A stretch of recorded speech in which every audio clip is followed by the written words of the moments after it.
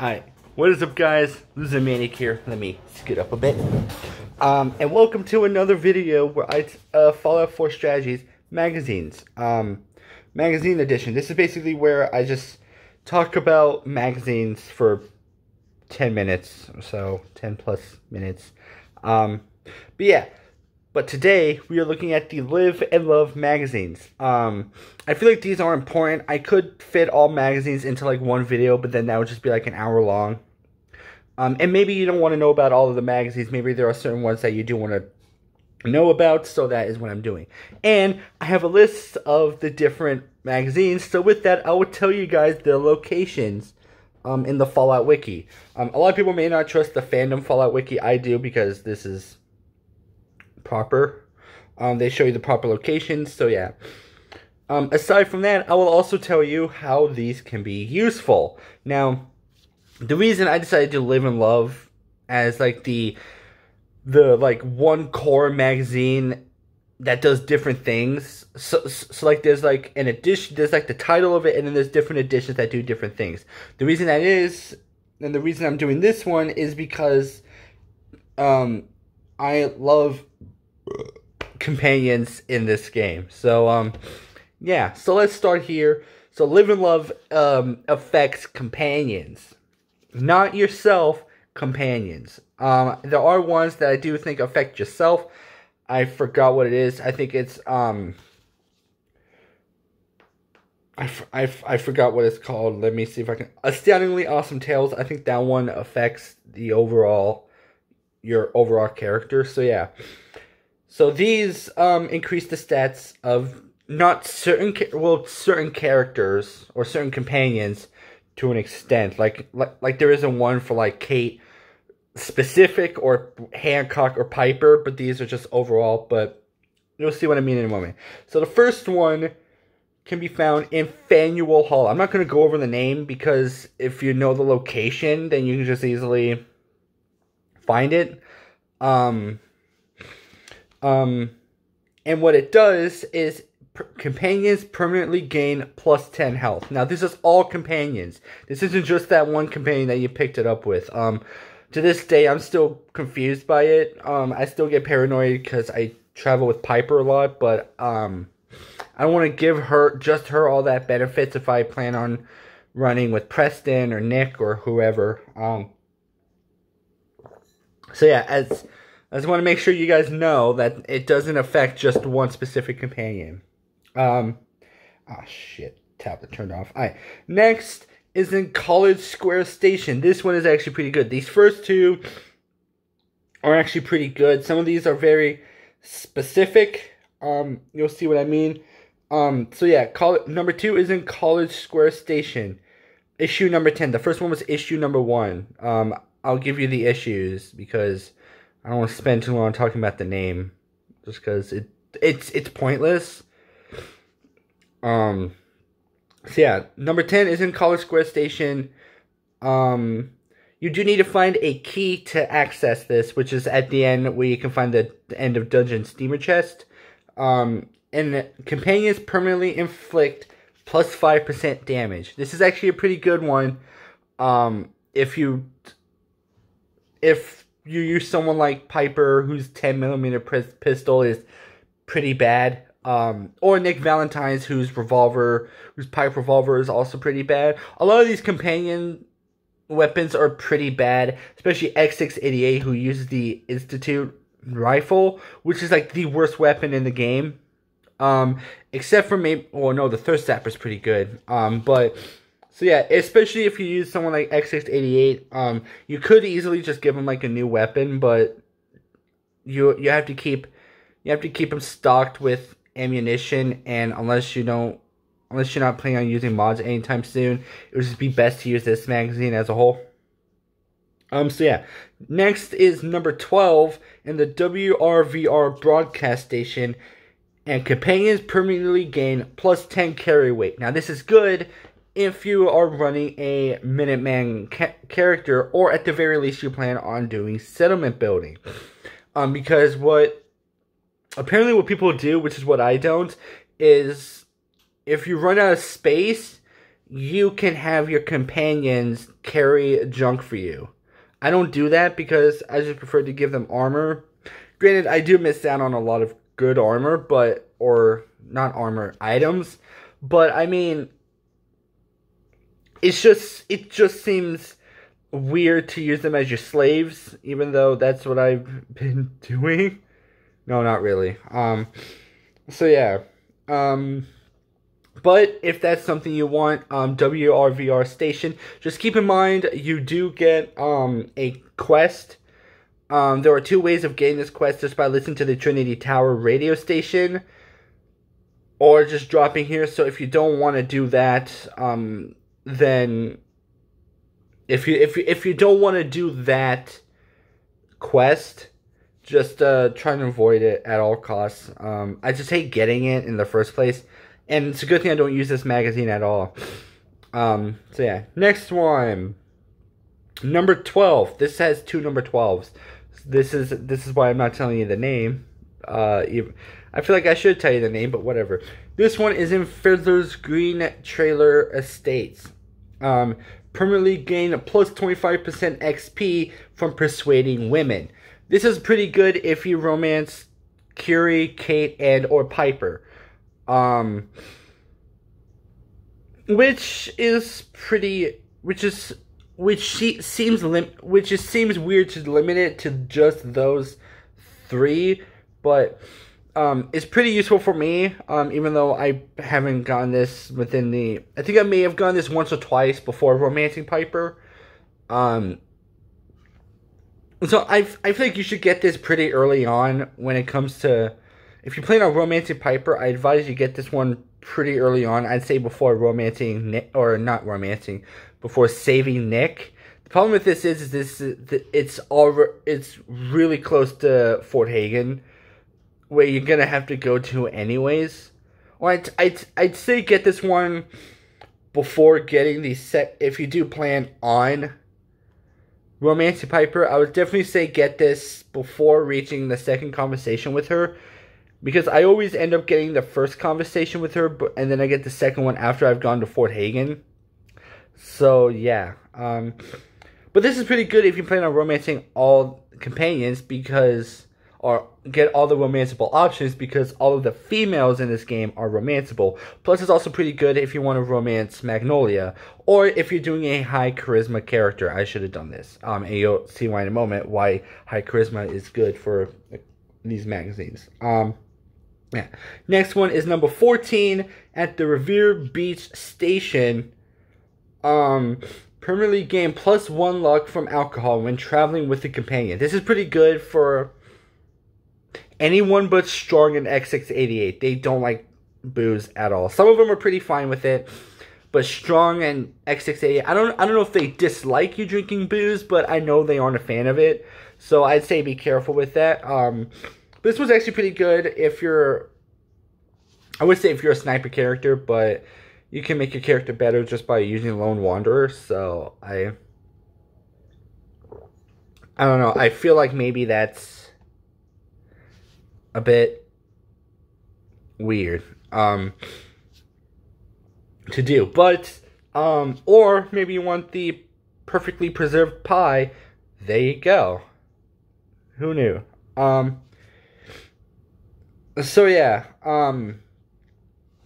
the next one is number 4 in the third rail. Companions permanently gain +5 damage and energy resistance. This isn't much energy resistance, but but it's better than nothing, you know? It's better than the standard one. This one, I gotta say, is one of the two useless ones.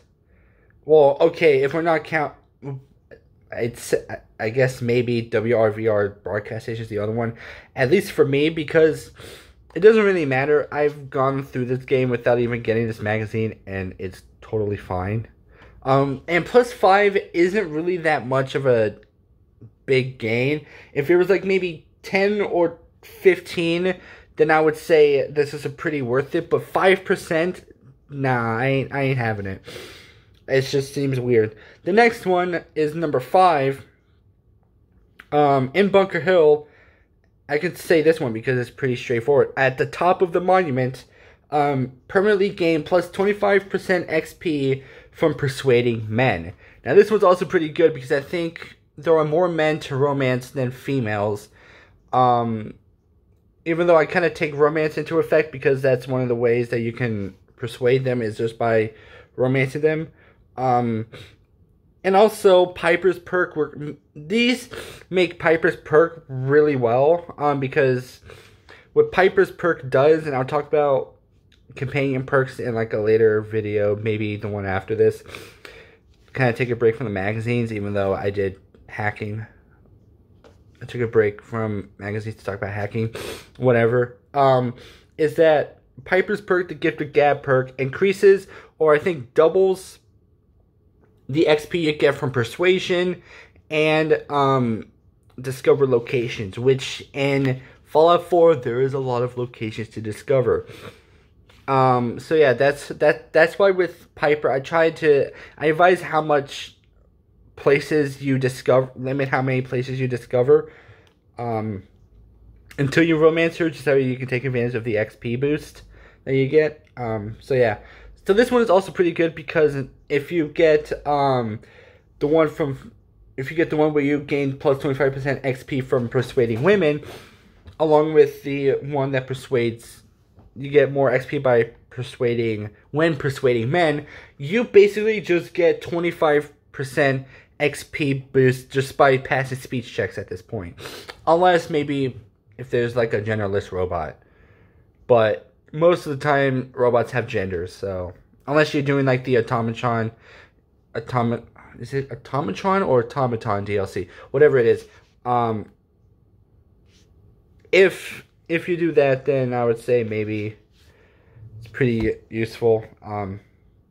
Yeah. So the next one is in the Hotel Rexford. This is number 10. This is number 8 on the list. This one is pretty useful early on, or throughout the whole game if you use companions. It is permanently gain plus 5 XP while adventuring with the companion, which also makes Piper's Gift of Gab perk pretty useful whether or not you're using her. You don't even have to get you don't even have to romance her to get the perk. You can just reach max affinity with her, have that conversation with her, and then you don't even have to romance her, which makes sense because can you imagine having to romance her just to get the perk? It's not even worth it. Especially if you have like a low charisma, you know. But this one is actually one of the most useful ones of them all. Because you gain a lot more experience doing fucking anything. Taking a step, XP. Dying, experience. Granted, you don't get the experience for long, but hey, you die, experience. Someone leaps to their death, somehow you get the experience. That's a total lie, but you guys get the point. You get experience for doing literally anything. So yeah, and this magazine makes it useful. And finally, the most specific one yet, number 9, which usually with some of these, I wouldn't talk about this, but I want to talk about the name of it because it's ridiculous. I Married a Robot. It's in the Diamond City Schoolhouse, and robot companions permanently inflict plus 5% damage. Here's the problem with this. I don't know. The only person I know that this would affect is Codsworth and maybe Curie for a short time. Now, I don't know, and this is pretty much useless if you don't use Codsworth, or you don't plan on using any of the, if you don't like, don't go through, or just don't have the Automatron DLC, then this is pretty much the most useless perk ever, or the most useless magazine ever. But if you're just a collector, it's pretty good. I don't know if this includes Nick Valentine. I think he's more of like a synthetic rather than a robot. So yeah.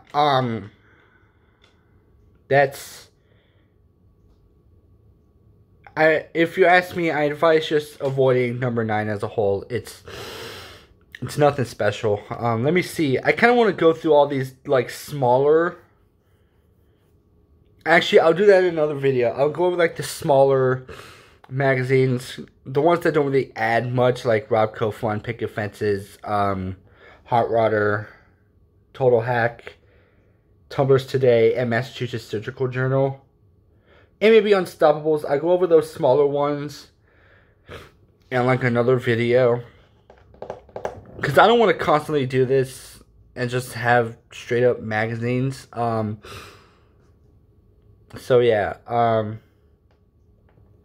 Or LaCoify. I think that's how it's pronounced. LaCoifay. Whatever. LaCoifay. I think that's how it's pronounced. So yeah, that's pretty much it. Yeah. That being said, thank you guys so much for watching this episode. If you did enjoy this or you found this helpful for some reason, make sure to leave a like. Comment down below your favorite companion, I guess. I'm not sure. I could just save that for the next video I'm gonna make, but whatever. So yeah, and I am gonna talk about companions. I'm not gonna go over the likes and dislikes. Well, not like individually, like, oh, Piper likes it when you do this. I'm just gonna go over like what kind of person she's like, what she likes as a whole and dislikes as a whole, just so you guys can get an understanding. Because I'm not gonna go over like quests and whatnot because that'll take way too long. There's like 12 companions in here, and yes, I will go over the DLC companions. Just because not everyone has DLC companions, there are people who do have DLCs. Or, let me rephrase. While there are people who don't have DLCs, some people do, and I do want to give them... And I don't really talk about the DLC companions a whole lot, so I do need to have some outlet to talk about them. So, yeah. So yeah, just comment down below, Is there like a magazine that you go to? And I'm not talking about like Live and Love. I'm talking about like as a whole. What is your go-to magazine? We're like, I don't care what happens, I have to get this magazine. I don't care what character I'm doing, I have to get this magazine. And tell me why. Yeah, Lose a Manic. Oh yeah, and subscribe if you're new. Hit that bell notification because I'm gonna have a schedule. And I'll be making more of these. I don't want to keep going until this series is run aground, but I didn't want to try something. Alright. Lose a Manic, out.